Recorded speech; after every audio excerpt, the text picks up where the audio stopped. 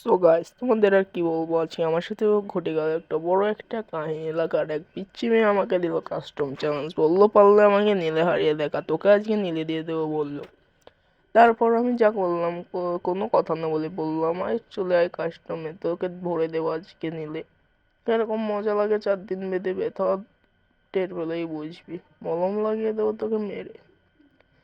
তার কথা মতো আমরা কাস্টম দিয়ে দিলাম স্টার্ট। তারপর ম্যাচের মধ্যে ওকে কোথাও পাওয়া যাচ্ছে না। তারপর আমি খুঁজতে খুঁজতে চলে গেলাম একটু ওপরের দিকে। ওপরের দিকে যেয়ে দেখি সে একদম বটের মতো দাঁড়িয়ে আছে। এখান থেকে দেখতে পাই, কিন্তু যেয়ে দেখি সত্যিই সে বটের মতো দাঁড়িয়ে আছে। আমাকে দেখে সে ফায়ার করতে লাগলো, কিন্তু আমি কোনো রিয়াকশন না দিয়ে একটু ড্যামেজ দিলাম। আমাকে মারতে ট্রাই করছিল কিন্তু পারছিল না। আমি ওয়াল দিয়ে এদিক দিয়ে ওকে আটকে দিলাম, এদিক দিয়ে আটকে দিলাম, তাও ও চলে এসেছে। একটু প্যাক করে নিলাম, কোনো ব্যাপার না, ওকে আমি হেডশট মেরে দেবো। যে প্যাক ভাঙলাম, এবার আয় তুই সামনে, তোকে কিভাবে হেডশট মারে তুই দেখ। আয়, মার মার মার, আমাকে মারেন। হ্যাঁ আপু, কেমন লাগলো হেডশট খেয়ে? মজা লাগছে তো? না লাগলে কোনো ব্যাপার নেই, এবার ডেজার্ট দিয়ে তোমাকে হেডশট দেবো, সে এখন টেস্ট বুঝিয়ে নিও।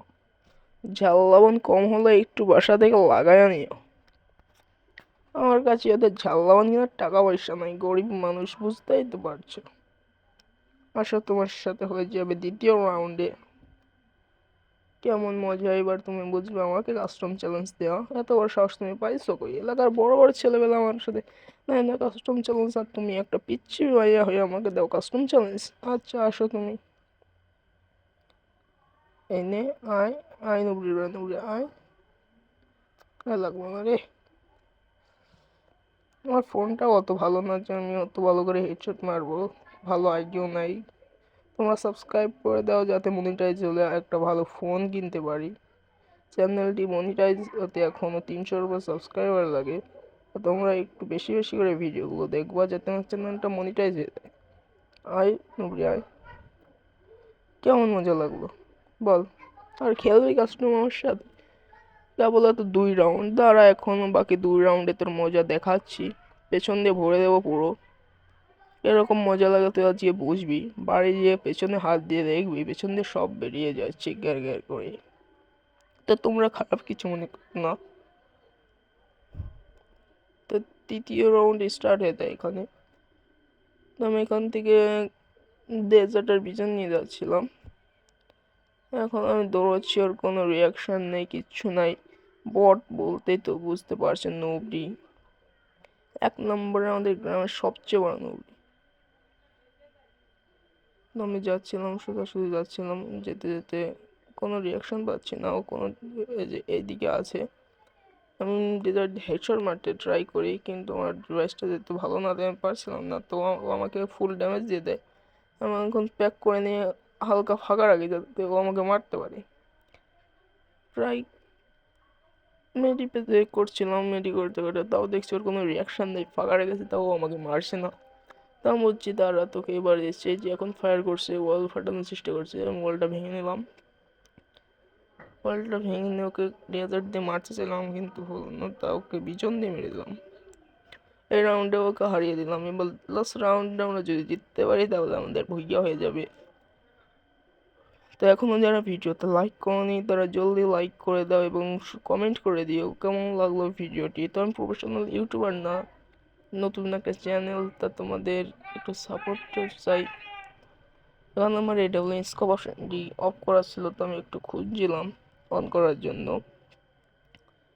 স্কোপ অপশনে সেটিং অপশন, যে স্কোপ অপশনটি খুঁজছিলাম তো পাচ্ছিলাম না। তারপর উপরের দিকে একটু স্ক্রল করলাম, করে দেখলাম যে হ্যাঁ এখানে আছে, তা অন করে নিলাম।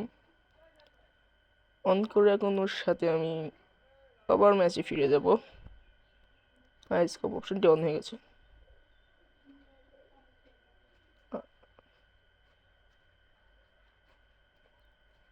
আমি যাচ্ছিলাম, ওকে দেখতে পেলাম না, এই সাইডেও নাই। তো আমি এয়ারড্রপ লুটতে যাচ্ছি এখন। এয়ারড্রপ লুটতে যে দেখছি ও সামনেই আছে, তা আমি এবার করলাম মজা দেখাবো এবার তোকে, আয় শুধু। তা এখন ও এই সাইডে গেল। তা আমি এখন যখন বাইরে বেরোয় দেখছি ও আবার আমার সামনে আসছে। এই দেখো, ও ঠিক আমার সামনে চলে এসেছে, এখন আমি ওকে মারবো আর ও আমার সাথে টিমিং করছে। বুঝতে পারছো কত বড় লেভেলের বট যে কাস্টমে আমার সাথে টিমিং করছে। এখন কি করব বলো? ওকে চাইলাম আমি এখান থেকে হেড মারতে, কিন্তু মারলাম না। ওইখান থেকে একটু সরে গেল, তো গেল থাক। আমি চাইছিলাম আমাকে জোনের মধ্যে আটকাইতে, তাই এদিকে ও আমার সাথে সবসময় টিমিং করার চেষ্টা করছে। তা আমি তো টিমিং করবো না, কারণ কাস্টমে আমি টিমিং করতে পছন্দ করি না। বল মেরে দিলাম এদিকে একটা, এদিকেও একটা মেরে দিলাম, এদিকে মারলাম না। একটা চান্স দিচ্ছি ওকে ভুল শুধরানোর, কোনো ব্যাপার না। হ্যাঁ, এদিক থেকে বেড়ে গেছে। এখন আমি বলছি দাঁড়া নুকরি, তোকে দিচ্ছি ড্যামেজ।